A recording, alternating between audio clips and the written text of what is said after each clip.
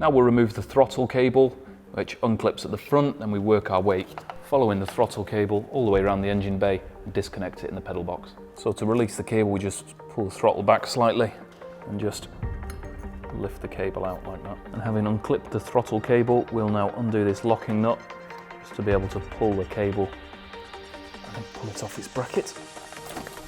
And we just unclip this cable, working our way back.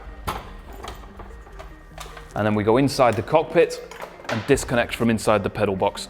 So inside here, we've got the accelerator cable, the throttle cable, just coming through the bulkhead, and there's a grommet that holds it on. The easiest way to release that grommet is to use a pair of water pump pliers. Just set them a little bit wide, and then reach in and undo the grommet. So we just release these teeth and push that back into the engine bay. So with the throttle cable released, we can now make our way onto the engine and remove this wiring loom all the way back into the bulkhead.